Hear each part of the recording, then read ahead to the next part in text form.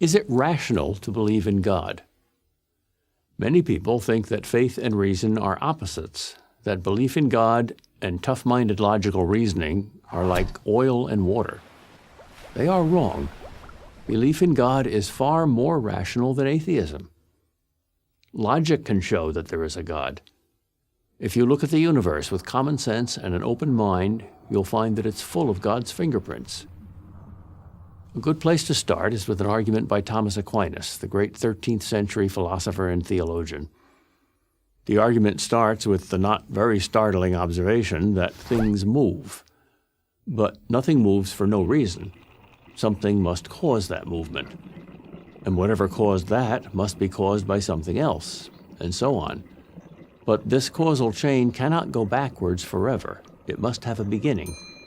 There must be an unmoved mover to begin all the motion in the universe, a first domino to start the whole chain moving, since mere matter never moves itself. A modern objection to this argument is that some movements in quantum mechanics, radioactive decay, for example, have no discernible cause. But hang on a second. Just because scientists don't see a cause doesn't mean there isn't one. It just means science hasn't found it yet. Maybe someday they will. But then there will have to be a new cause to explain that one, and so on and so on. But science will never find the first cause. That's no knock on science. It simply means that a first cause lies outside the realm of science. Another way to explain this argument is that everything that begins must have a cause. Nothing can come from nothing. So if there's no first cause, there can't be second causes, or anything at all. In other words, if there's no creator, there can't be a universe. But what if the universe were infinitely old, you might ask? Well, all scientists today agree that the universe is not infinitely old, that it had a beginning in the Big Bang. If the universe had a beginning, then it didn't have to exist. And things which don't have to exist must have a cause. There's confirmation of this argument from Big Bang cosmology. We now know that all matter, that is, the whole universe, came into existence some 13.7 billion years ago, and it's been expanding and cooling ever since. No scientist doubts that anymore, even though, before it was scientifically proved, atheists called it creationism in disguise.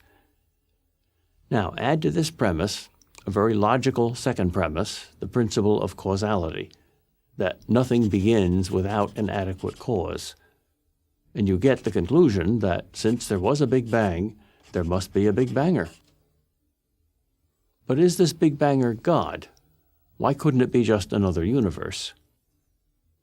Because Einstein's general theory of relativity says that all time is relative to matter, and since all matter began 13.7 billion years ago, so did all time.